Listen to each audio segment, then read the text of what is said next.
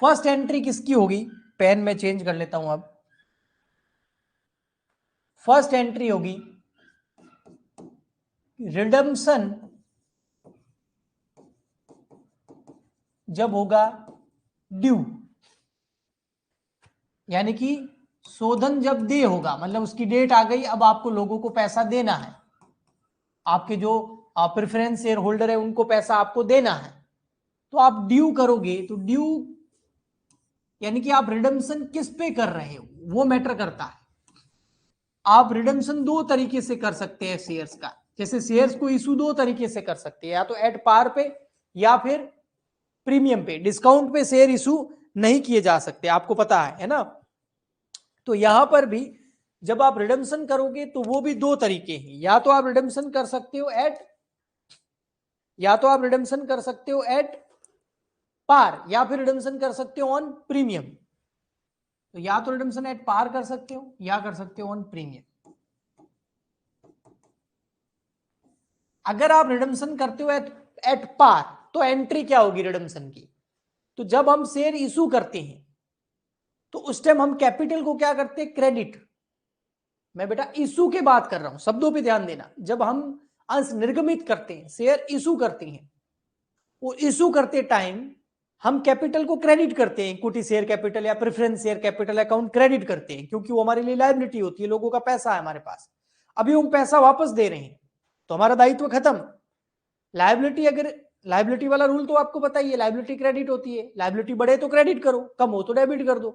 तो यहां पर तो हम लोगों का पैसा वापस दे रहे हैं ना, तो वो जो कैपिटल है वो कम हो जाएगी, डिक्रीज हो जाएगी, और लायबिलिटी को कम करने के लिए क्या करते हैं, डेबिट। तो हम यहां पर कर देंगे percentage redeemable preference share capital account debit. Okay, to bank नहीं करना, पैसा अभी तक दिया नहीं है, ड्यू हुआ है, दे तिथि है, तो हम क्या करेंगे, यहां पर डाल देंगे टू, किसको पैसा देना है, प्रेफरेंस शेयर होल्डर को, तो हम यहां डाल देंगे percentage redeemable preference shareholder account. Okay, तो एक लायबिलिटी खत्म कर दी, एक जनरेट कर दी। ओके, और अगर आप रिडम्पशन प्रीमियम पे कर रहे हो, तो अगर आप रिडम्पशन कर रहे हो प्रीमियम पे, रिडम्पशन किस पे कर रहे हो, प्रीमियम पे, तो एंट्री क्या होगी, देखो रिडम्पशन कर रहे हो आप, रिडम्पशन किस पे कर रहे हो, ऑन प्रीमियम, तो वही कैपिटल तो डेबिट ही होगी, क्योंकि पैसा दे रहे हैं लोगों का, लायबिलिटी हमारी खत्म, लायबिलिटी को कम करना हो, खत्म करना हो तो डेबिट करो। तो यहां पर percentage redeemable preference share capital account debit. जब हम शेयर इशू करते हैं उस टाइम प्रीमियम फायदा होता है तो हम क्रेडिट करते हैं, यहां पर प्रीमियम लॉस है, नुकसान है, तो हम डेबिट करेंगे, और डेबिट करेंगे हम premium on redemption of preference share.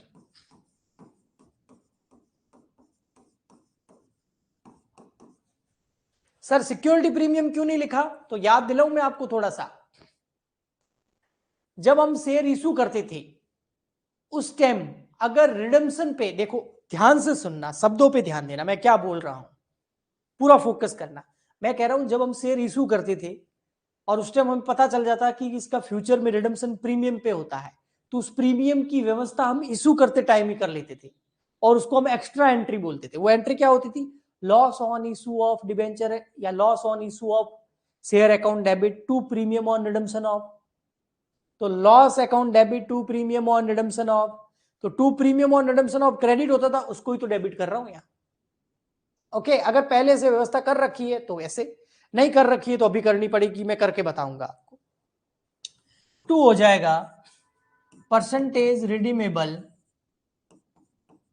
Preference share holder, फटाफट बताओ, इस ड्यू की एंट्री में किसी को प्रॉब्लम? बताओ जी, इस ड्यू की एंट्री में किसी को प्रॉब्लम?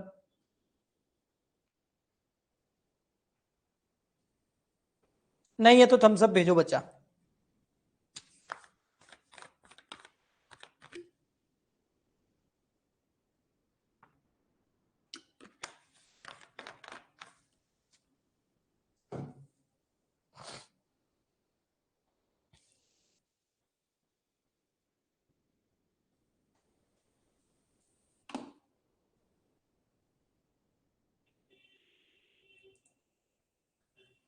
प्लीज रिप्लाई, मैं वेट कर रहा हूं आप लोगों का। Okay, thank you Gajendra. हाँ, अब देखो नेक्स्ट, सेकंड एंट्री क्या होगी? जो ये प्रेफरेंस शेयर होल्डर है ना, ये देखो, ये जो प्रेफरेंस शेयर होल्डर है, इस भाई को पेमेंट तो करना पड़ेगा ना, तो payment to preference shareholder,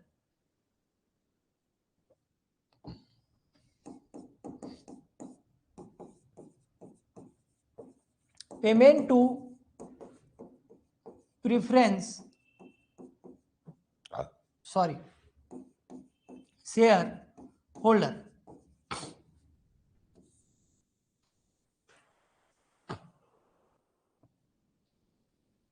payment to preference shareholder. ये जो प्रेफरेंस शेयर होल्डर हमने क्रेडिट किया है, चाहे इस एंट्री में चाहे इस एंट्री में, दोनों में से एक होगा, या तो एट पार या फिर प्रीमियम पे, इसको पेमेंट करना होगा। तो ये लायबिलिटी क्या हो जाएगी? वापस debit, preference share holder debit हो जाएंगे क्योंकि पेमेंट कर रहे हैं, लायबिलिटी खत्म। तो percentage redeemable preference shareholder account debit to bank. अब सवाल ये आता है कि इनको पेमेंट तो किया, लेकिन पैसा कहां से लाए?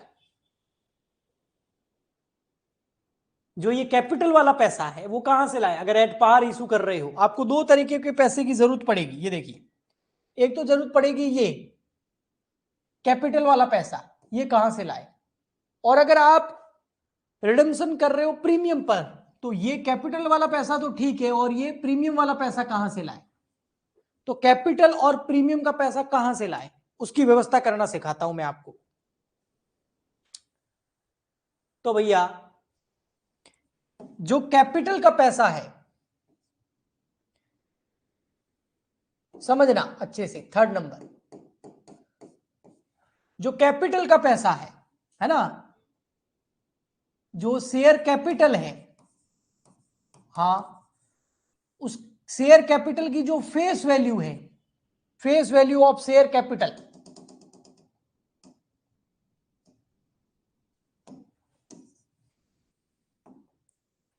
Face value of share capital,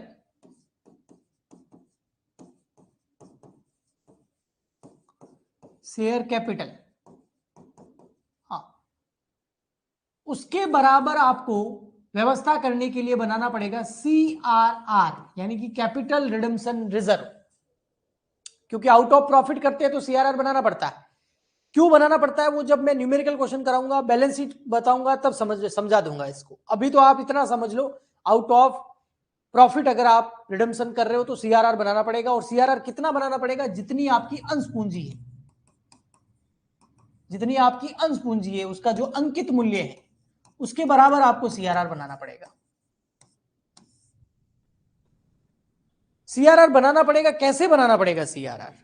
कोई तरीका तो होगा CRR बनाने का, है ना? है ना, बिल्कुल तरीका है CRR बनाने का।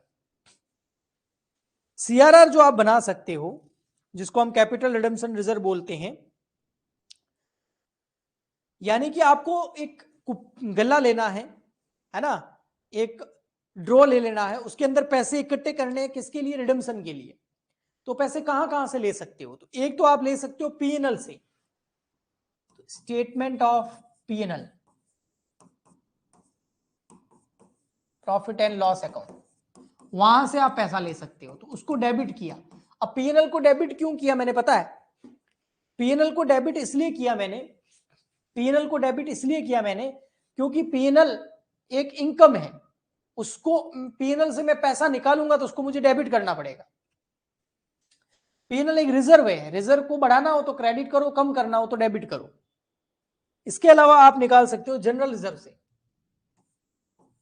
जनरल रिजर्व से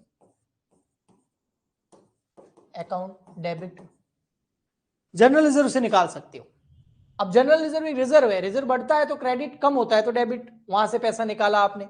और आप निकाल सकते हो डिविडेंड, डिविडेंड इक्वलाइजेशन रिजर्व, जेशन रिजर्व,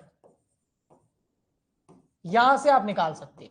और आप निकाल सकते हो एनी अदर रेवेन्यू रिजर्व, इनके अलावा कोई भी रेवेन्यू रिजर्व हो, आयगत रिजर्व हो, तो वहां से आप पैसा निकाल सकते हो। अब कोई बोले पीएनएल से ही पूरा आ गया तो इन सब की जरूरत नहीं पड़ेगी, और उसको आपको ट्रांसफर करना एक नए रिजर्व में जिसका नाम है सीआरआर, कैपिटल रिडम्पशन रिजर्व। और फिर इस सीआरआर के अंदर जो पैसा ट्रांसफर किया है उससे आप क्या कर दोगे, रिडम्पशन कर दोगे। तो सीआरआर किस चीज का बनाना होता है, शेयर कैपिटल, जो अंश पूंजी है उसके अंकित मूल्य के बराबर आपको सीआरआर बनाना होता है। अगर आपने रिडम्पशन एट पार किया है तो बस हो गई व्यवस्था। बट अगर आप रिडम्पशन किस पे कर रहे हैं, प्रीमियम पे, तो कैपिटल के साथ साथ प्रीमियम की भी व्यवस्था करनी पड़ेगी, अगर पहले से नहीं करके रखी है तो। अब प्रीमियम की व्यवस्था कैसे करेंगे, प्रीमियम का पैसा कहां से आएगा, उस लॉस की भरपाई कैसे करेंगे, आइए बताता हूं। 4th number entry, premium on redemption of preference share.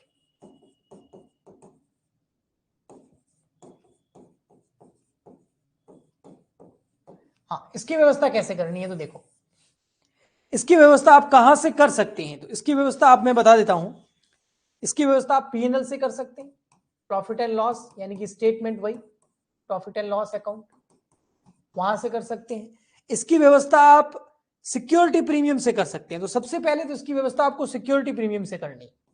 जो भी आपका प्रीमियम आपके पास में पड़ा है पहले से, शेयर इशू करते टाइम जो प्रीमियम आया था, सबसे पहले तो उससे कर दीजिए, सिक्योरिटी प्रीमियम से, अकाउंट डेबिट। सिक्योरिटी प्रीमियम के बाद में, सिक्योरिटी प्रीमियम के बाद में आप पीएनएल से कर सकते हैं। अगर सिक्योरिटी प्रीमियम में पैसा कम हो तो पीएनएल अकाउंट से निकाल सकते हैं। आप जनरल रिजर्व से निकाल सकते हैं, ठीक है। इसके अलावा आप जो है डिविडेंड इक्वलाइजेशन रिजर्व से भी पैसा निकाल सकते हैं प्रीमियम के लिए, इक्वलाइजेशन रिजर्व, क्योंकि लोगों को आपको पैसा देना है ना प्रीमियम का भी, वो कहां से आएगा, वो यहां से आ सकता है। एनी अदर रेवेन्यू रिजर्व, इसके अलावा कोई एनी अदर रेवेन्यू रिजर्व हो, आयगत रिजर्व हो, पूंजीगत नहीं, कैपिटल नहीं, तो वहां से आप व्यवस्था कर सकते हैं, डेबिट। 2 क्रेडिट क्या हो जाएगा, ये premium on redemption of redeemable preference share. तो इस तरीके से आपको प्रीमियम की, अगर प्रीमियम पे रिडम्पशन कर रहे हो, और कैपिटल की व्यवस्था करनी होगी। कैपिटल की व्यवस्था करने के लिए सीआरआर बनाना होगा, प्रीमियम की व्यवस्था करने के लिए आपको ये प्रीमियम को क्रेडिट करना होगा, और यहां से आप पैसा निकाल सकते हो। तो ये 4 एंट्रियां होती है, लेकिन कुछ मैं रिजर्व बता रहा हूं, उन रिजर्व का यूज आप सीआरआर बनाने में नहीं कर सकते, ठीक है। वो मोस्ट इंपोर्टेंट है, वो कौन से रिजर्व है वो आपको ध्यान रखने, क्योंकि मैंने एनी अदर लिखा है ना, तो कई बार लोग कुछ भी रिजर्व ले लेते हैं। तो नोट, नोट क्या है, following reserves, following reserves are not use in CRR, CRR बनाने में इन रिजर्व्स का यूज नहीं कर सकते। अब ये कौन कौन से रिजर्व है, मैं इनके आपको नाम बता देता हूं, ठीक है। तो इसके अंदर सबसे फर्स्ट जो आता है वो है सिक्योरिटी प्रीमियम। सिक्योरिटी प्रीमियम का यूज प्रीमियम के लिए कर सकते हैं, सीआरआर के लिए नहीं कर सकते। तो security premium, securities premium account. Second, forfeiture share account, forfeiture share account. Third, capital reserve account या कैपिटल रिजर्व जो है उसका यूज नहीं कर सकते। Fourth number, profit prior to incorporation, profit prior to incorporation. Fifth, ये एग्जाम में भी आया हुआ है कि कौन कौन से रिजर्व का यूज सीआरआर बनाने में नहीं किया जा सकता, तो इंपॉर्टेंट है ये, ठीक है। Profit prior to incorporation, capital redemption reserve, CRR का उपयोग सीआरआर बनाने में नहीं किया जा सकता। पहले से कोई सीआरआर बना पड़ा है तो उसका यूज या नहीं कर सकते सीआरआर बनाने में, तो कैपिटल रिडम्पशन रिजर्व।